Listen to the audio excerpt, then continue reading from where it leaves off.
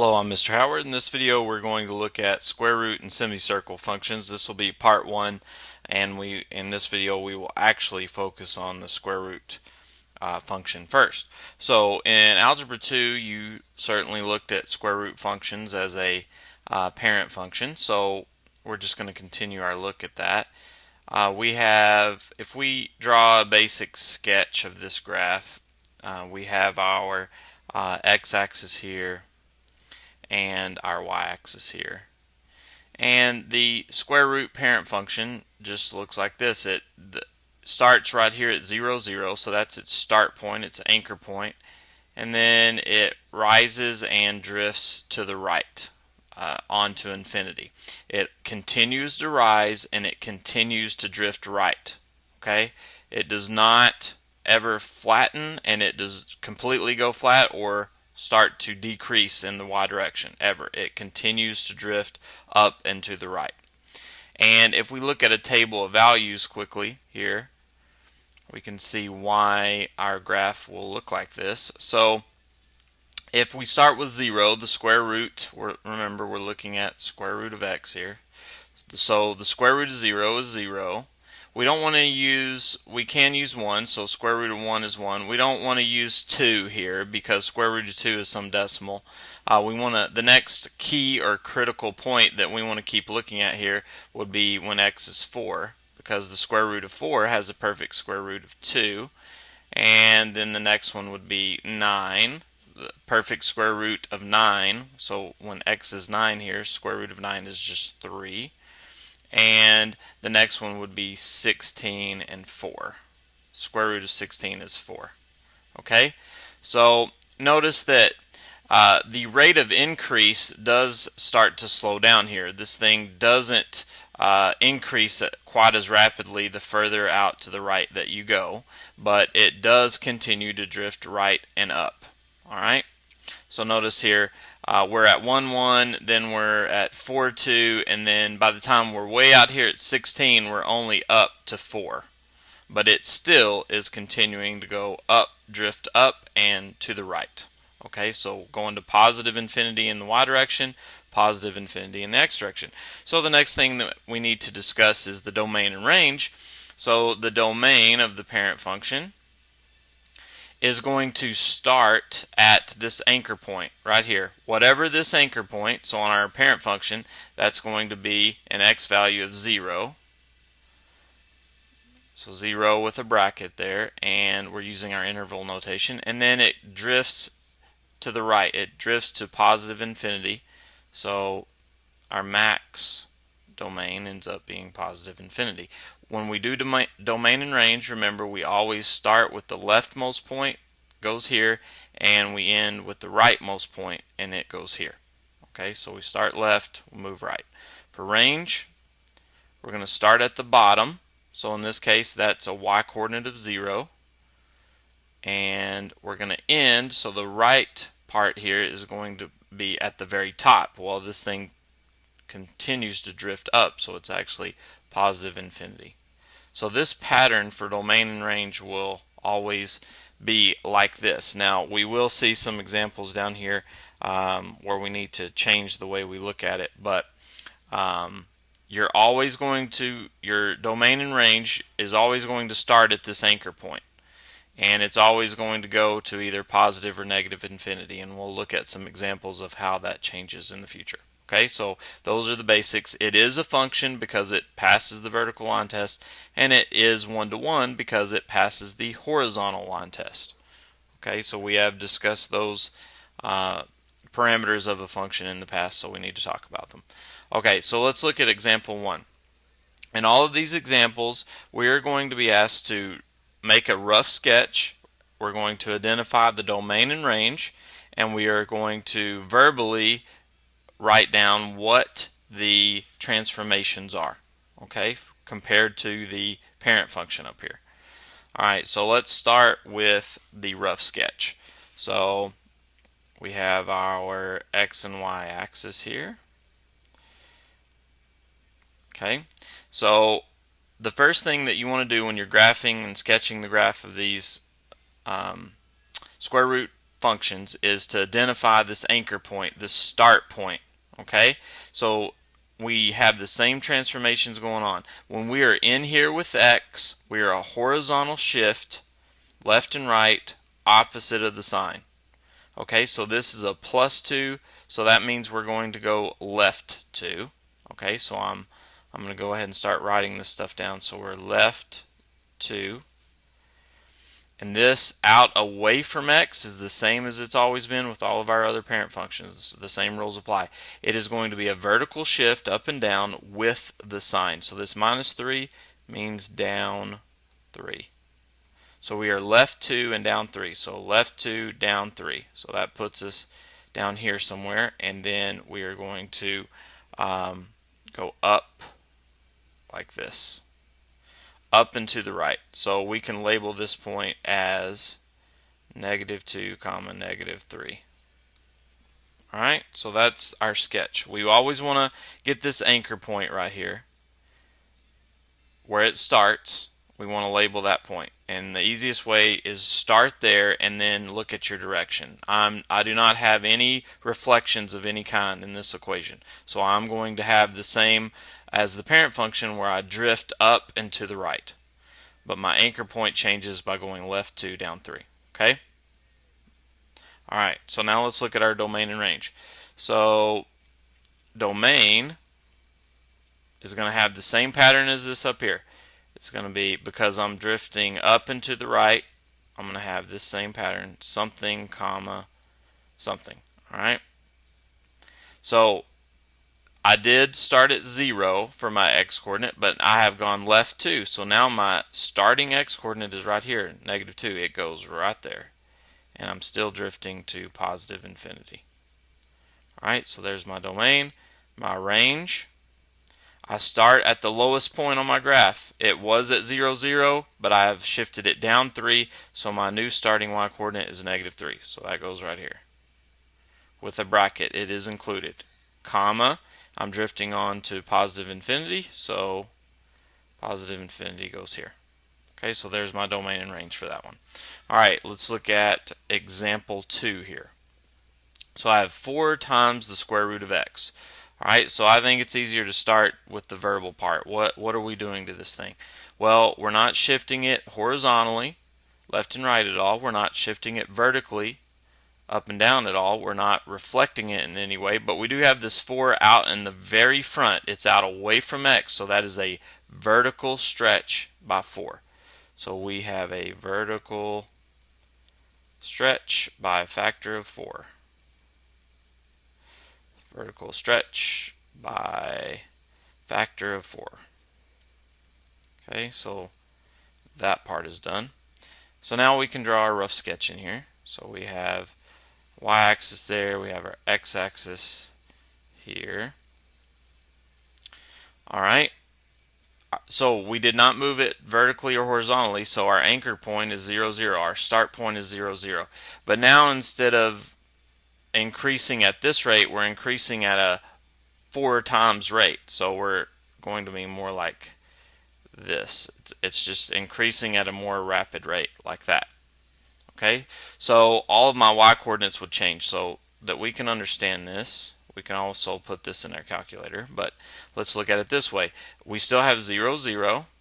So now when we have, before we had 1, 1, but now my y-coordinates are 4 times what they were before. 4 times. Okay, so now instead of 1, 1, it's going to be 1, 4. Instead of 4, 2, it's going to be 4, 8. Instead of 9, 3, it's going to be 9, 3 times 4 is 12. It was 16 and 4. And now my y-coordinate is going to be 4 times that, so it's going to be 16, 16. Okay? Now, let's put that in our calculator quickly, and we can just verify that. So, I've got my parent function already in there, so now let's do 4 square root of x. Alright, and let's compare our tables. Alright, so we were at 1, 1 for the parent function. Now we're at 1, 4. Check. We were at 4, 2 for the parent function. y1 is my parent function. So we were at 4, 2. Now we're at 4, 8. Check. So let's go down to 9. We were at 9, 3 in our parent function. Now we're at 9, 12. Check. We were at 16, 4 with our parent function here, and now we're at 16, 16. Okay, so we're just increasing at a more rapid rate. All right, let's look at example 3. All right, example 3. Example 3 is a little bit more tricky. We have to be careful here with what's going on. We have a negative in front of the x underneath the radical here. So the first thing that we need to do is rewrite this part by factoring out a -1. Otherwise, we're going to get confused here, okay? Because we have opposite x's going on right here. So anytime you see a negative in front of the x under the radical, you need to do this step that I'm about to do here. So this is the same thing as we have f of x, so we can just write it y. That's fine.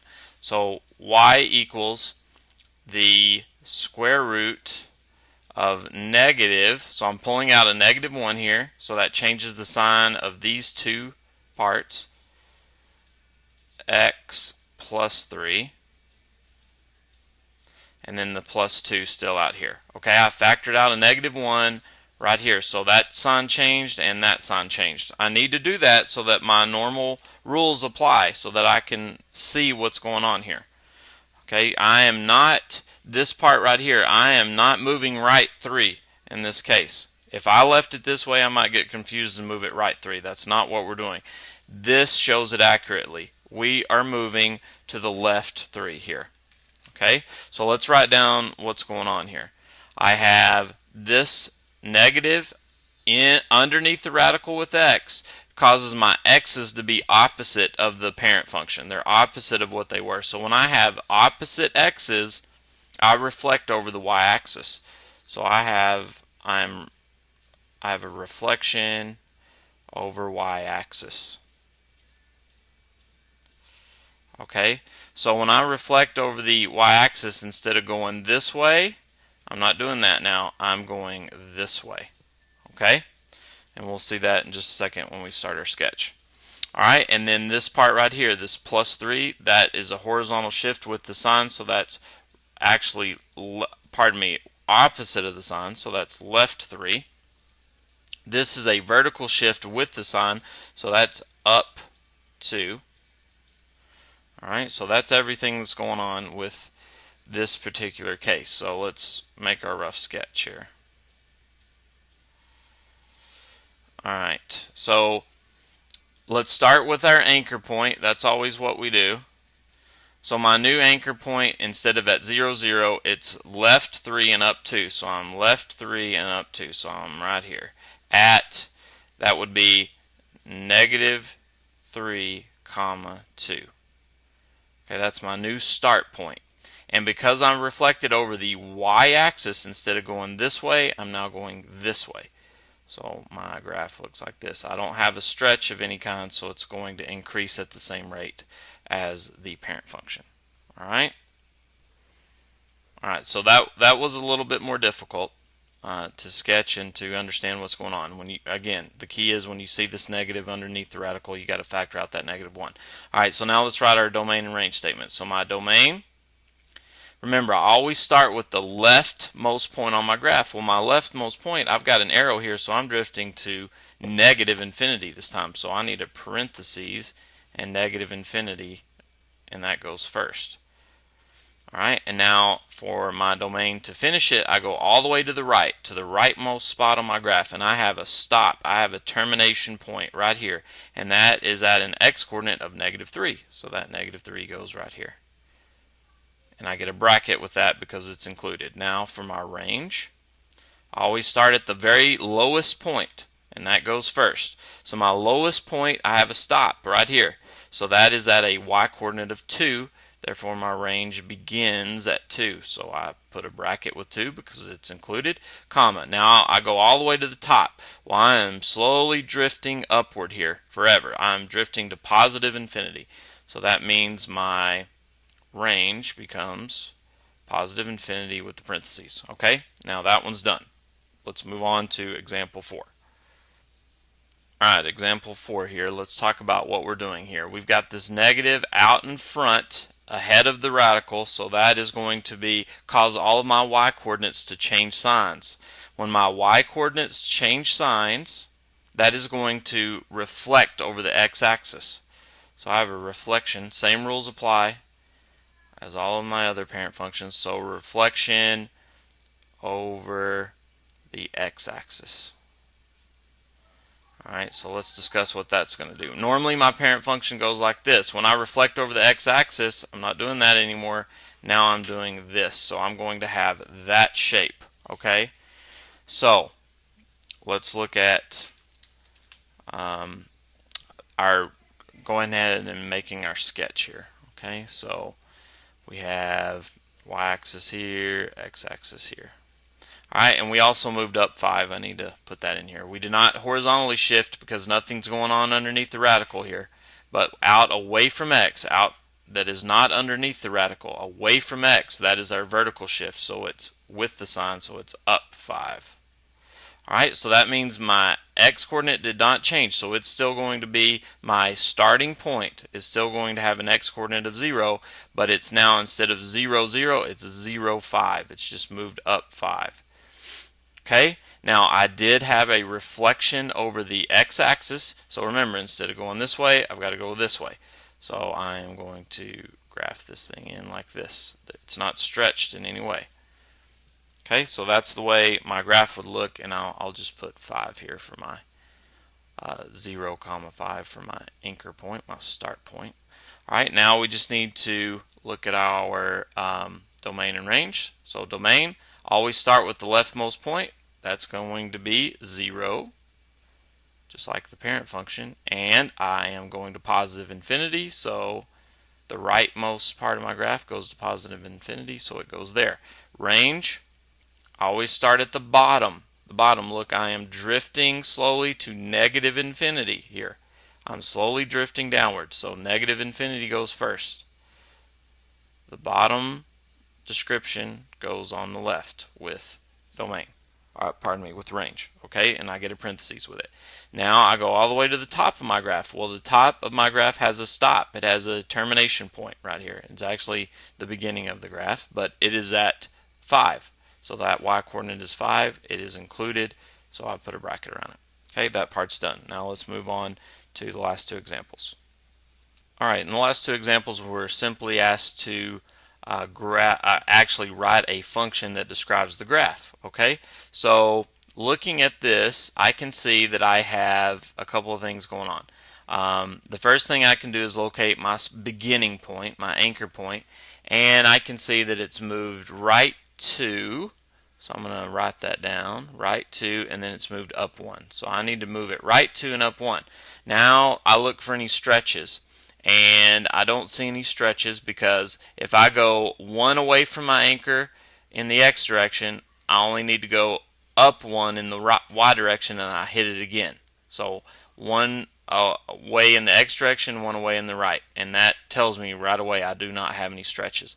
I could also check, remember the next key anchor point on our parent function was 4, 1, 2, 3, 4 away in the x direction and 1, 2 away in the y direction, and I'm still on my graph, so I do not have any stretches. Those are the hardest to identify, but I do not have any stretches. I am, however, reflected over the y-axis, so that means reflect over y. We're not asked to write this down, but if you will write it down, it'll help you write the resulting equation here. So I'm reflected over the y-axis, so all my x's will be opposite. So I need to write this thing. It is going to be f of x equals the square root, and I need a negative out in front because my x's are opposite. A reflection over the y-axis causes opposite x's. So negative parentheses x. So the negative is underneath the radical because it is a reflection over the y-axis, making all my x coordinates opposite signs compared to the parent function. And then the right shift is to the right 2. Okay, so that is going to be opposite of the sign, so minus 2 here. Alright, so that's underneath. My vertical shift goes out here and it's with the sign, so it's up 1, so it's plus 1. Alright, so there it is. That one is done. Alright, let's look at the next one. Alright, so example 6. We look at our start point, our anchor point. It's at 0, 0, so no shift horizontally left and right, no shift vertically up and down, so nothing there. Next, I can look for my stretch. I have one away in the X direction, one away in the Y direction from my start point. So far it doesn't look like a stretch. I can then go 1, 2, 3, 4 in my X direction, 1, 2 in my Y direction, so that's the standard, the same as the parent function. So there is no stretch of any kind going on. So no horizontal shift, no vertical shift, no stretch. The only thing that has occurred here is I have a reflection over the x-axis. Okay, so when I reflect over the x-axis, all of my y coordinates change signs. So in order to get opposite y coordinates, I have to put the negative out in the very front of everything. So it's negative square root of x. And I really should write f of x equals that. Negative square root of x. Okay, so that one's done, and we're done with this part of the lesson. See you in part 2.